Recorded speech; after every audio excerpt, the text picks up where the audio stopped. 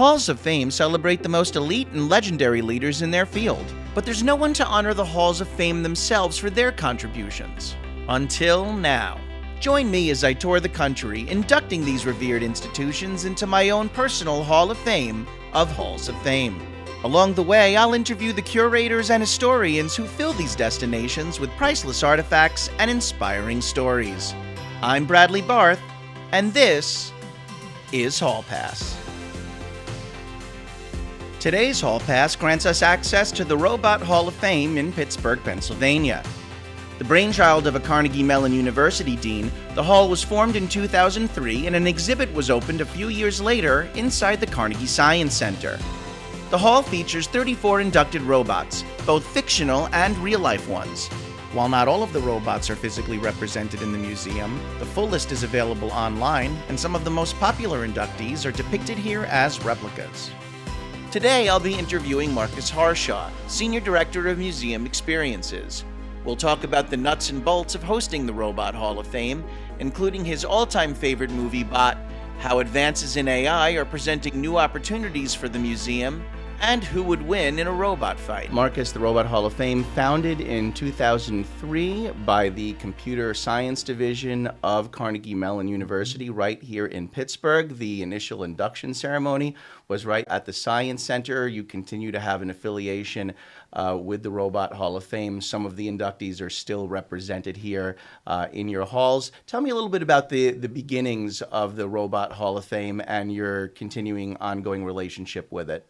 Yeah, thanks for asking. So the Robot Hall of Fame really started as this online effort, this grassroots sort of online effort to really bring awareness to a lot of great work being done sort of in Carnegie Mellon University and highlight robots throughout history and bring awareness to those things. If we went here a couple of years ago, there was a big Robo World exhibit here. Right. All of the inductees were represented in one way or another. And then in the name of progress, nothing ever stays the same, of course, at a science center. So there's now a new exhibit based around Mars, but you do still have some of the robots here in your main movie theater gallery area. So I am curious, what right now, I know the last induction that happened was a couple of years ago. It was the robots from the Mystery Science Theater 3000. Mm-hmm. What's the current status of the Robot Hall of Fame? Do we still expect to see it represented here in one fashion or another? Yeah, absolutely. So Carnegie Science Center is committed to being at the forefront of science, right? And also committed to our relationship with Carnegie Mellon University and the Entertainment Technology Center, which is really our main partner in Robot Hall of Fame. And so, even as the Science Center progresses, even with this most recent progression in 2022, we want to make sure that we still have that. And we want to make sure we still showcase these robots to really capture people's imaginations and get them to think more critically about their world around them and how these robots were portrayed in the past and how robots actually help us here on Earth today. And even though right now you can't go here and see every single robot represented in the Hall of Fame, and I believe there are 34 in total actually that have been inducted, you can see a portion of them here. The Robot Hall of Fame does still live online, right? That you can look up all of the inductees, learn more about them. Yeah, it sure does. Again, sort of back to that original online effort to showcase these robots still exists today. People can still go check all those inductees out. The selections that we have here at Carnegie Science Center, I think are some of the best. Some of my favorite robots from the Hall of Fame are the ones that we have right here, literally right behind my office. Is it still a possibility that we could see future inductees as well? I absolutely hope so. I have a couple of favorites. The more that other sort of space and sci-fi films are coming out, I have some newer favorites every couple of years that I would love to see inducted into the Hall of Fame here. Okay, great. And we can probably get into some of that more even a little bit later. It is interesting that the Robot Hall of Fame features a cross-section of both beloved fictional robots and then also real-life application robots.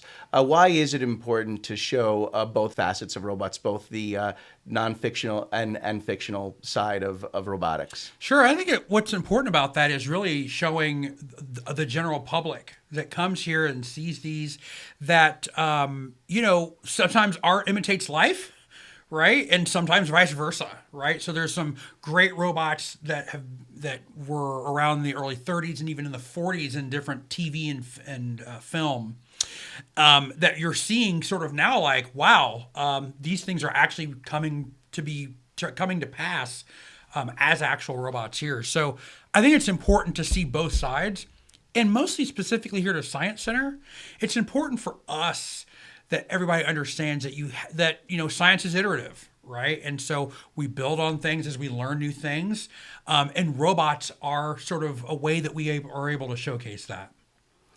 Yeah, and just to give our listeners even an idea of what I'm talking about, on the fictional side, clearly, if you can imagine some of the most iconic robots from film and television history, you have things like, the Terminator and C-3PO and R2-D2 and characters like that. But on the practical side, you do get things like the Asimo robot that Honda created. You have the Big Dog quadrupedal military robot.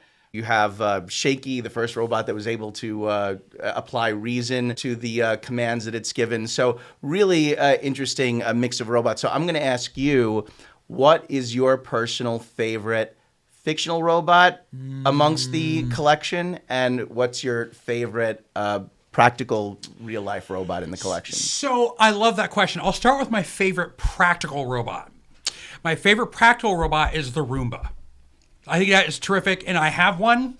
So it's like, yes, I too can feel like I'm part of the future. My floors in my house are always spotless. It's amazing. My favorite fictional robot, which will come as absolutely no surprise to any of my friends, is actually C-3PO. It's absolutely one of my favorites. Growing up watching Star Wars as a kid and thinking like, wow, like a just gold-plated robot, like that was super smart. Is super cool. So in our Hall of Fame, that one is definitely my favorite. All right, I think those are both good, solid choices. The Roomba is an interesting one because I do know some people who have had Roombas. I've of course, some of them have had really good experiences with it. Now, do you have pets at all? No, I do not. Okay, because that's the one thing with Roombas, and I think you know where I may be going with this. Oh, yeah. And it actually happened to my cousin, that literal thing. So wasn't just something that you read about in the news. I actually knew someone this happened to where they had dogs, and the dogs left some droppings on the floor, and then the Roomba just glided right over it, and then the entire floor got smeared. Oh. So I'm just saying, Roomba, I do agree that it belongs in the Hall of Fame, but I will say also that, like, the Roomba does have a little bit of a dark side to it a little bit. It's a prankster. Oh, absolutely. And again, it's sort of tying into the Star Wars moment. There is always a dark side. That's right. When these various robots have been chosen, my understanding was that there was a whole panel of distinguished jurists who convened and went over each potential candidate to approve or decline their entry into the Robot Hall of Fame. Can you give me a sense as to who were among the great minds that you assembled to ultimately make that decision of which robots got in and which robots got snubbed? Yeah, snubbed. I love that. And here's why I love that is that, what I think a lot of folks don't understand about the Robot Hall of Fame is it is truly this international juried Hall of Fame, right? It's a whole lot like the MLB Hall of Fame or the National Football League Hall of Fame. Like, it goes through a juried process, when folks or robots are selected into the Hall of Fame. And so, yeah, it's this international group that comes together to make that decision.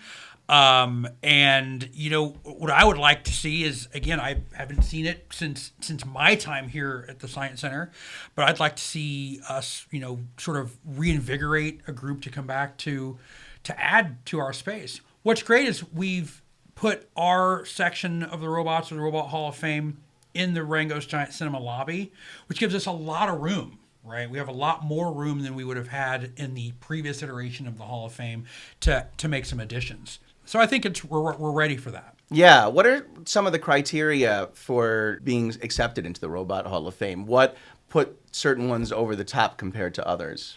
Yeah. So, I mean, obviously, there's a lot of things that are just age, right? So we have Maria and Gort robots that are like standing sentry at the men's and women's restrooms back here in the lobby, which is really cool. One of our brighter ideas. Sure, yeah. Maria from Metropolis, the Fritz Lang film, 1920s, and Gort from The Day the Earth Stood Still. So we're looking for things that are over probably 20 or 25 years old, things that have a lot of great significance, either in TV, in film, media, and things that really connect with people, things that drive people's imaginations. And then sometimes it's just practically like what are the things that we can get great, really authentic recreations of. You do have some really cool replicas of some of the robots from the Hall of Fame in that main lobby. You have C-3PO, R2-D2, Gort, Maria, Robbie the robot from Forbidden Planet. Robbie. Iron Giant was there. Who created those? Who made those for you? Yeah, well, I mean, it's different depending on the robot, depending on what resources we have available to us. Sometimes we've got some that have been done in-house here at the Science Center. We've had some that we've worked with the students from Carnegie Mellon's entertainment and technology classes. We've had, and then other folks in between, right, that have come together that have passion and are much smarter than I am and know how to put together, and build these robots. You also have a robot on the second floor who's not part of the Hall of Fame, but he's still certainly a key, iconic part of the Carnegie Science Center as a whole. It's Andy, and Andy is somebody who can give you information about the museum, and you can also program it to do all sorts of things. Tell me about Andy. Yeah, so Andy was really a example of what I've kind of talked about, and about how we've been able to see robots kind of move from one thing to another and sort of extend their lives because of the nature of them being robots, right? And so when we were making our second floor change, and we were thinking about the Hall of Fame, and we were thinking about Andy, and we were thinking about Hoops, the basketball shooting robot. And we were like, Hoops and Andy are these two robots that are iconic to the Science Center, really help tell a story, but where are we going to put those that makes more sense? And what we did with Andy is we gave him a new lease on life, really, by putting him in our main lobby and really making him sort of the Science Center concierge, right? So he's up there answering questions from as when's the next Rango's Giant cinema film start to where do I pay for my parking, right? And a lot of everything in between. Yeah, so Andy was originally part of the Robo World exhibit that had previously existed. In other words, and you mentioned Hoops. I was going to ask about Hoops later, but I'll ask now since you brought him up. But Hoops was also part of the Robo World exhibit. And this particular was a giant mechanical arm robot, basically, that shoots basketball hoops with amazing accuracy. And now it's actually down in the sports science wing of your building, so you can still do it, and you can try to basically see if you can best the robot. Can you be as accurate as Hoops, the robotic arm? And of course, you can't, because the robot is going to be far more accurate. Right. Right. And it's crazy because usually humans are about 20% accurate on the day, right? Hundreds and hundreds of shots throughout a normal business day at the Science Center. Hoops will be in the upper 70s and the mid 80s, right? I mean, even Shaquille O'Neal only hit like in the 40s. So like Hoops does a terrific job over there. I do remember going to that exhibit years ago, and there was a lot of really cool stuff there. One of the things that I particularly remember was there was another robotic arm that could play air hockey against you, and I remember trying that out. And I actually played the air hockey robot arm to a tie. So I was very proud of that, and I actually figured if it ever came down to some kind of a apocalyptic Armageddon, humans versus the robots, if the fate of humankind depended on an air hockey game, I'm calling you. You call me. I'm your guy, because I could at the very least play to a draw, so I could buy us some time. And sometimes that's all you need. That's right. That's right. All you need. Did any of the creators, developers, builders of any of these robots, or in the case of the fictional ones, those who created it for the movies or TV, did any or portrayed them, perhaps, did any of them ever come visit the Robot Hall of Fame? Yeah, so of course Anthony Daniels, the actor that played C-3PO, visited when C-3PO was inducted into the Hall of Fame. And I mean, again, C-3PO, my favorite by far, and I wasn't here at the time, so but he came out for that. We actually have an autographed piece from him that we usually display with the exhibition. I think I also remember going back to the panel of jurists. Anthony Daniels might have been a part of that, and I remember reading also that Arthur C. Clarke might have been part of that panel. All right, so I did want to do one of my recurring bits with you, which I call superlatives. And so what I'm going to do is I'm going to throw out a bunch of different adjectives to you, and then you tell me the robot in the Robot Hall of Fame that best applies to that adjective, or that you most associate with my descriptor word. Okay. So of the various robot inductees in your Hall of Fame, which one is the most inspiring? Most inspiring, I think it's probably Maria. Oh, okay, Maria from Metropolis. Yeah, in the film, she's disguised as a human woman to fool the public. In the robots we have, she's the only woman. And I think having that representation in that space is really important. I mean, it's really part of why we do what we do here at the Science Center. So I think definitely Maria. That's interesting. That's a good one. From a practical application standpoint, too, there are probably some good ones. I know you do have the Da Vinci robotic surgery system, a significant breakthrough in the medical sciences. I think you also had PacBot. PacBot was involved in certain cleanup or rescue operations around 9/11. Which robot would you say is most endearing? Most endearing is probably... Oh, that's tough. Like, everybody loves an Iron Giant. Which is like, what? It's okay. I will say Iron Giant. Iron Giant. That's a good one. Yeah, it's the biggest one that we have. Yeah, you can see him towering over my office, and he's like, I was gonna say he's probably one of the more easily recognizable. Of the robots we have. So absolutely, and it's been a long while since I've fully watched that film, but it is a real tearjerker.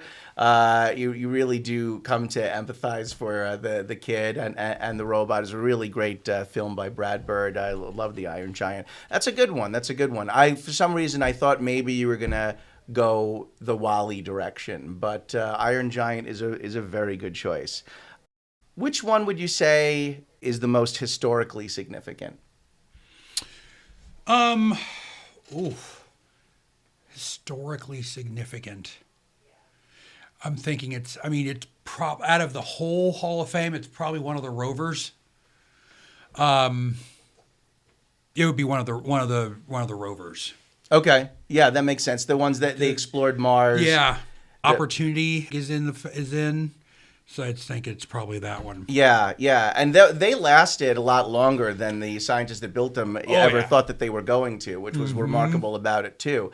They really went on and provided all sorts of valuable data and images for years beyond what was initially expected of them. What about weirdest? Who's the weirdest edition? Oh,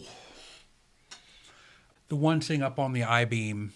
I had a feeling you might go there. Wasn't that the Huey, Dewey, and Louie? Huey, yeah. Yeah. Huey's totally the weirdest. All right. So and we even mounted him that way because it's weird. Like, because we could. Yeah.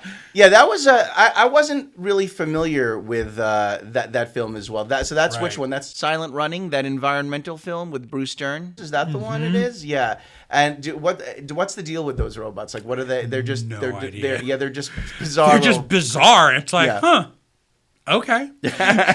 Robots are robots. Again, inclusivity extends to all. Yes, for sure. All right, very cool. Is there one that you'd say maybe is the most outdated in terms of how we actually think about robots today? Oh. Probably Huey also. Probably Gort. From the In day this the sort of- Earth stood still. Yeah, and this sort of like red beam of eyes, kind of like, I don't know. Yeah, probably not. I Gort don't was like know. that Gort- massive, imposing figure that stepped out of the spaceship, basically, right? That Right. The extraterrestrials that came down with the robot, they were trying to prevent Earth from self-destruction, its warlike tendencies, if I remember the movie correctly, and they basically shut down all of our electronics. That the Earth stood still, and this robot was maybe the big menacing figure, just to show Right. how much further advanced they were than humankind. Right. Yeah. It's like, So he was one of the more how did that age? yeah, he was one of the more menacing figures. Even to this day, when you look at robots in pop culture, right? Like, we really see them run the gamut from robots. Sometimes are portrayed as adversaries we have to overcome, whether it's Hal from 2001: A Space Odyssey, who's fighting for his own existence or perceived existence against the humans that are looking to shut him down, to the Terminator that's trying to rewrite history. Even more recently, Megan was the big hot movie from this year. Yeah. But then you see, the good side of robots too, with characters like Wally, who we can come to actually almost see as living entities. So Right. it's really interesting that we're able to humanize robots as well as we have. Yep. All right, so I want to play another game with you. I want to play. You said you liked the notion of robots getting snubbed. So, I think it's just funny. I love the way you put it. so I want to play the game. Who got snubbed? Okay. And so I want to hear your reactions on this, and you tell me whether you agree that there is a gaping hole in the pantheon of robots here at the Hall of Fame that we need to correct at some point in time, or whether there was a legitimate reason why that robot didn't get in. So here we go. I'm going to name some robots that are not in, Okay. and I want to know why. Okay. All right, so robot number 1, Rosie the Robot from the Jetsons. Oh, totally snubbed. Totally snubbed. I mean, I grew up with Rosie, right? And as we think about what we expected the Earth and robots to be in 2020 or in year 2000 or whatever year the Jetsons was, 2065 or whatever, Rosie was the one doing the work. She put in the time. She was making breakfast, sweeping the floors, all at the same time, right? Yeah. I think Rosie totally got snubbed. Absolutely. And then you consider the little bit of sass that she'd throw in every once in a while, too. because you want a Absolutely, robot Mr. with J. sass. You know, because she was full of that. Yes, 100% snub. That was good. Right? That was a good impersonation. I can just do Rose. Who else can you do? Who knew? Who knew? I do a terrific Barack Obama, but he's not a robot. So No, he's not. But that was also quite impressive. All right. Well, you see now I want to get into Rosie. doing some of my own impersonations, but Okay. I'm not going to. All right. So, next one. And this one hits home for me because I love this show so much. Bender from Futurama. ooh, how long has that been around? Oh gosh, well let's see. At this point now, I'd say Futurama has been around for a good. I'm going to end up being way off on this. I feel like it's got to be like, considering all the times they were off the air for a while too on hiatus. I think the show probably originally came out about 20 years ago at this point or something. Yeah. See, I would say not snub, not yet. Give I'd say need more give it another time? 5 years. Okay. Give it another 5 years. Okay. Then I could see it going in. I'm just saying again. You have a cigar chomping, hard drinking robot that Big fan. yeah. He's it's- got the catchphrase and everything. It's me on a Saturday night, right? All right, fair enough. It's maybe not Bender's time yet. Not Okay. yet, but we're Okay. getting there. Okay. And so again, we were talking a little bit before about robots who we are able to humanize in one way or another. And maybe one of the great examples of that in film, in terms of robots, are they their own distinct entity? Can they think for themselves? Johnny Five, Short Circuit. Johnny Five alive. Johnny Five alive. Not in the Robot Hall of Fame. Should he be there? Was he snubbed? Toad snub. Toad snub. And again, so it's back to the robots of my childhood. So I will own that bias. Toad snub. Yeah, I mean, listen, he even the big moment in that movie, right, was when the Steve Guttenberg, I believe, was the played the character who befriended Johnny Five, but was not really convinced that the robot was truly alive in the sense that we consider to be alive. But the test that for him the robot passed was when he told a joke and the robot laughed. And the robot laughed. So you can't program that. Yep, that you cannot. All right, and so finally one more. So this one's going to be a real life robot. Okay. Okay, she is Sophia. So the humanoid robot from Hanson Robotics, who debuted 7 years ago at South by Southwest, supposed to mimic human interaction, and was actually the first robot to ever achieve legal personhood, granted citizenship by Saudi Arabia. Does that make her deserving of being in the Robot Hall of Fame? Well, I think if some other nations followed suit with something similar, that would be definitely something to look at and look back on and say, you know what, we'll put Sophia in as the first. I'd like to see some more robot citizenship before we made that leap. Okay, fair enough. So she's a pioneer in the space. Also, again, you talk some female robot representation, right, which is nice. But we need to see where this goes from here. If this was just maybe one gimmicky citizenship, or if we start to maybe see some other countries follow suit in that regard. So, all right, fair enough. So the final tally, the final score, we have 2 definitive snubs. Yep. Rosie the robot and Johnny Five. Johnny Rosie. All right. So something to keep in mind for the future. We might even just have to put a portrait of Rosie up just to make me feel better about it right now. All right. So let's just talk a little bit more about some of the robots that we've seen in pop culture.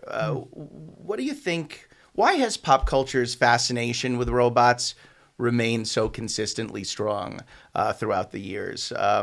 Why do they still capture our imagination so much, robots? Because they're so cool. And it's this weird kind of chicken or egg. It's because of our imaginations that we're fascinated by them, and they capture our imaginations, right? So it's just kind of symbiotic relationship. But it's because we want robots to do more things so we can do things that we want to do, right? I would rather not write papers and budgets all day long until they make a budget robot. I got nothing. But I think that's what it is. I think it's just that we have this sort of like vision of what the future looks like, right? Growing up, it was all about when am I going to have my floating car, right? Like, so I think it's just all of that sort of that we sort of have built our expectations of what the future looks like. And robots are the thing that we can see, that are tangible, that continues to push the thing forward. Yeah. No matter how some of our concepts of what the future may look like have differed or evolved over the years, robots in one form or another have always been somewhere in the picture, I feel like. Absolutely. Do you think our overall perceptions of robots changed over the years in any meaningful way? I think they probably have. Mostly now as we've gotten even more robots on Mars. We've gotten robots into the depths of the oceans. And, robots are helping us advance our understanding of the universe around us. And it's giving robots a little bit more street cred, right? Like they're turning back things to us that are helping us build our own better future. And so we're starting to trust a little bit more. We're starting to feel a different way and see them in a different light. A lot of us, again, I have a Roomba at home. It hasn't had to pick up anything from a dog or scoot through anything from a dog, so it's fine. But between that and, we're getting into things like I have a very connected home. So I say, hey, Alexa, I need the lights turned on, and she supports me in that way, right? Yeah. And so I think that and all these things are really kind of converging and making us as as humans feel more comfortable with robots being around as just daily parts of what we do. Yeah, and over the course of the last year, things have changed pretty dramatically because of the emergence of ChatGPT Yeah. and generative AI, and now everybody's talking about it, and it really does seem like suddenly artificial intelligence and machine learning has taken a big leap. And I'm wondering if that is also changing our perception again of robots today here in 2023. And do we? Is that something that we should be optimistic about because it could open up so many new worlds of possibilities? Is it something that we should be pessimistic about because, maybe now these robots are capable of taking over some of our jobs that were previously we felt were safe? Yeah, that's a great question. I mean, in the exhibit context of what I do is I want to make sure that we use AI as much as possible to do the things that we don't need to spend a lot of time on. I wrote an entire exhibit brief a couple months ago on an exhibit just using ChatGPT. Like, now I have to go in and edit and make sure that it makes 100% sense and it's entirely factual, but it did great, right? And so I think I think there's a little bit of healthy skepticism that we need to have in this. As AI is being able to take photos and take images and make changes to things, we actually just use it for an exhibit project we're working on. I just got it this morning in my email. We took an image and we needed to take the exhibitry out of that image to put in new exhibitry that we had designed, and we asked, and it did it for us, which would have taken my graphic designer hours and hours and hours to do in a way that looked professional. So I think there's a lot of room for it. I think there's a lot of room for growth in what AI is capable of to help us do the things that we want to do.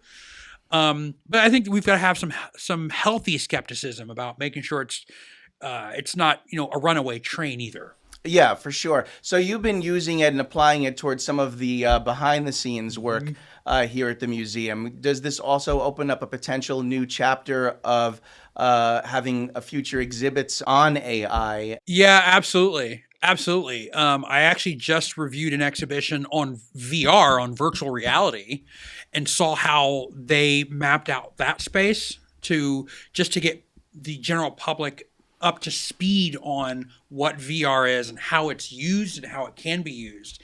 And I think there's definitely some availability to do that in this context as well. Yeah, so you could see customer or visitor facing AI applications where that could help enhance the experience for the viewer. You could see exhibits actually on the subject of artificial intelligence, and maybe that this is sort of the next chapter for the Robot Hall of Fame. Yeah, absolutely.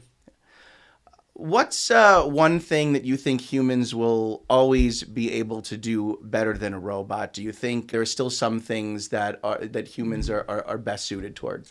Yeah, I think a lot of that is creative work. A lot of the work that we do here at the Science Center, a lot of the work we do specifically in the exhibits department, a lot of that creative work that maybe has a lot more nuance than AI can sort of help suss out. If the world were my oyster, I would have AI write all my business plans, write all my budgets, and I would just focus on the experience, focus on the creative piece on what we do, focus on how we communicate science concepts to the general public. Yeah, give the computer more of the boring, menial stuff, and then you do the focus on the fun stuff, right. Basically. Absolutely. Data from Star Trek is one of the robots in the Robot Hall of Fame in one of the later years of the Next Generation. One of the films, Data received an emotion chip and could then feel emotions or simulated emotions. Do you think a robot might ever really truly be able to feel real emotions? I think there's a whole lot of worms with that. So I hope not, because I think we need something that is the hard line between robot and human. And I think emotion could be that hard line. One of the interesting things with robots all the time that you see is there's this notion of the uncanny valley where the closer that a robot gets to appearing humanoid, there's a certain point at which if it's close, but it is still just slightly off, there's this notion that humans end up being repulsed and repelled by it because they can just tell that something is off. And maybe in some cases it's better to just have a very robot-looking robot than a humanoid robot if it's not going to be close to perfect, because otherwise it creeps you out. It creeps you out. Have you personally experienced that through any of the robots that you've worked with here at the museum, or do you think we'll be able to get over the uncanny valley creepiness of humanoid robots? Yeah, I think it's definitely something that humans will eventually get over. I have not had that experience here. But because our robots are very robots, Yeah, there is no right. mistake in that. But yeah, I think it's over time as human understanding evolves, as robots help us do more things on a more regular basis. I think we will kind of get over that. Are there any current real life implementations of robots that you find most exciting right now? Something that could potentially make the Robot Hall of Fame, let's say 10 years from now. Well, I mean, I'm a space nerd, so one thing I think it'd be really cool is to have the little helicopter that's on Mars flying around in the Robot Hall of Fame, but probably not for another 15, 20 years, I guess, before we could see that. What's the line between Tesla's autopilot and robot? Like, what's the... Good question, because Kit from Knight Rider, that's a robot car, right? I could see, I have room to park a Tesla back here if that were to be part of that. So, I don't know. There's a couple ideas. Yeah, for sure. If you were to add more inductees, who would you still like to see added? We talked about a couple of snubs, so let's take those out of the equation. Sure. Is there another one that jumps to mind that you'd love to see in a future addition to the Hall of Fame? There's a lot of really interesting robots, and we also touched on Megan earlier on, that are in TV and film that I think would be really cool. As it pertains to the actual exhibition, I think that one of the inductees that is in the Hall of Fame that we don't have a model of, Wally, I think would be a great addition to the exhibition. Yeah, absolutely. He's one that, maybe you could even, take out of the display case and actually, if you could actually operate Wally a little bit on his little... His treads. Yeah, that'd be fun. That'd be super cool. Watch him, get him to, and maybe you could even get him to clean up the museum a little bit. I'm telling you, there's a lot of popcorn back there from the movie theater. You can just sweep it up. Absolutely. That'd be great. And it's funny that you mentioned him, because he's going to be a little bit of a part of this other game that I do want to play with you. Okay. And this is where I'm going to... games. Well, I hope you like this one. You might hurt a couple of the robots' feelings with this one if they do have emotions. You're about to hurt their feelings. Okay. Because I'm going to select two random robots that are in your Hall of Fame and ask your opinion on which one would win in a robot fight. Okay. I've been practicing for this one for a long time. Okay. So Usually here we it's go. with Marvel and DC characters, but let's do it. Okay. Then let the robot battle begin. Terminate. Destroy. Ready? So we're going to do three of these. So the first one, the T2 Terminator. Okay. Versus the Iron Giant. Ooh.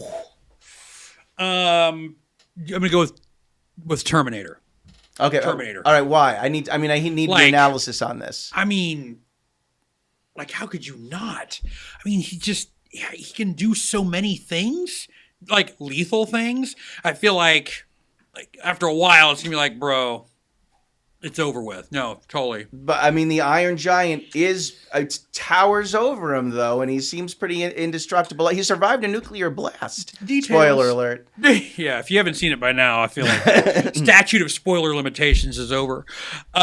Yes, but Terminator's going to go all day. they're going to go all day. And Iron Giant, big, a little cumbersome.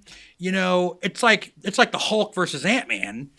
The smaller guy can go the distance. Yes. I should, by the way, clarify when I say the Terminator 2 robot, because obviously there were two Terminators. We're not talking about the liquid metal alloy one. We're talking about the Arnold Schwarzenegger. The Arnold. Classic T-800. The Arnold. You have so many hidden talents. You just never know. All right, ready? All right, here's another one. Okay. We mentioned a couple of these guys already. Data from Star Trek. Okay.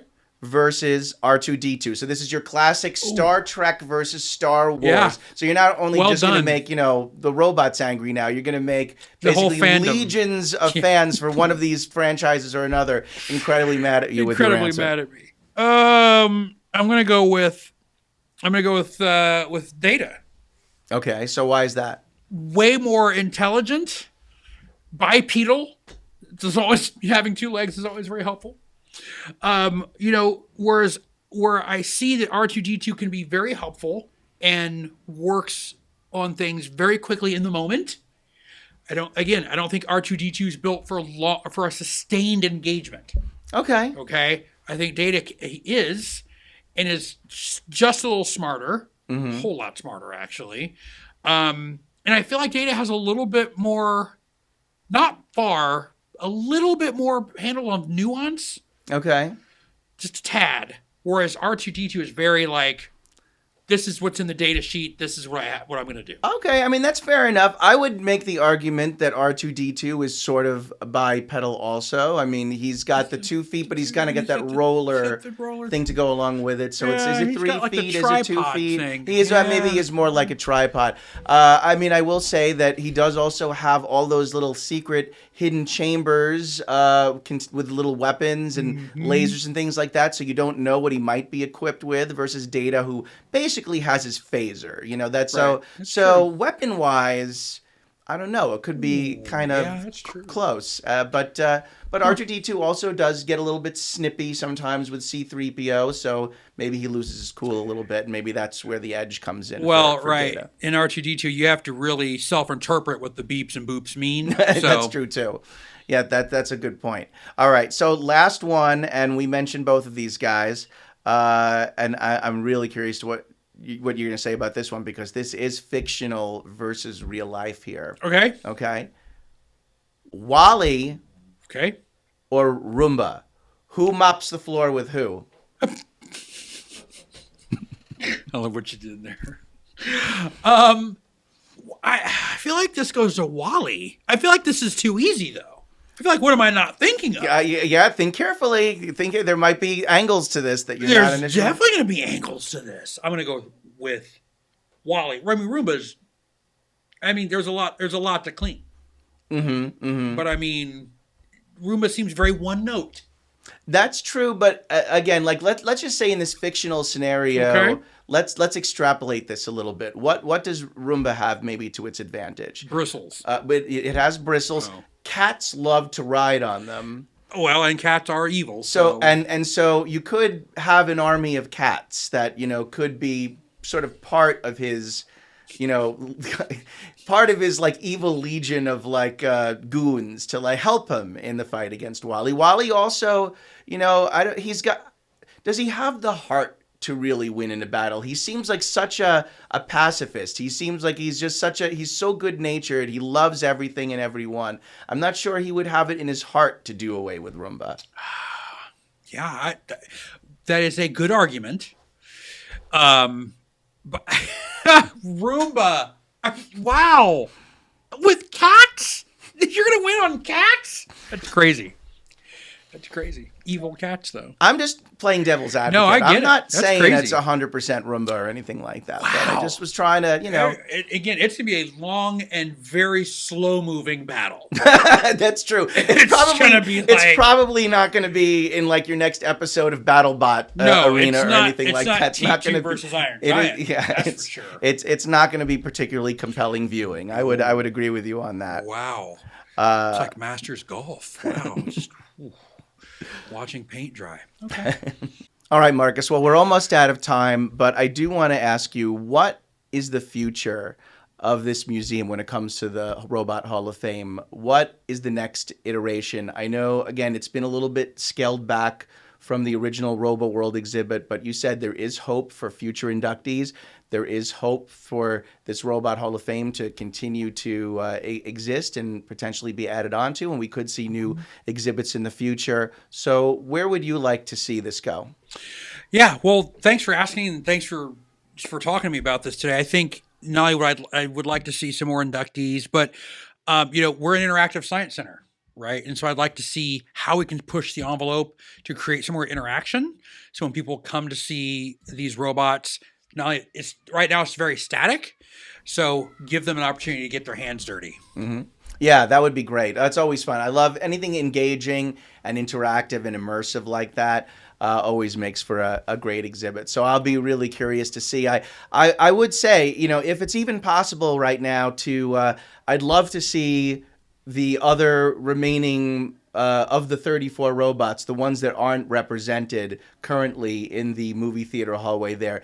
Even if you had like a kiosk or some kind of little display where you could still look up the remaining members of the Hall of Fame right now. I know you can do it online. It would be great to see some kind of physical representation there of just the other members while you're here within the hallways. But I am really looking forward to seeing what may come in the future. And if you do certainly add that Wall-E robot, let me know, because I will want to see that for sure.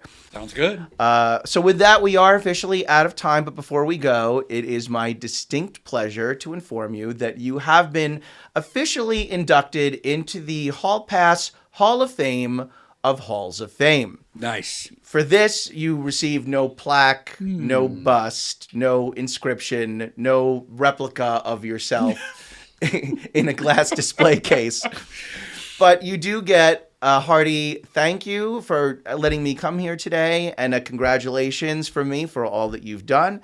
I know this must be a tremendous honor for you, maybe the greatest one you've ever received. You have 30 seconds to give a speech or thanks whoever you would like to thank. Well, it's definitely a top 400 honor for me. So thank you. Thanks for coming. And let's see what we can do with robots.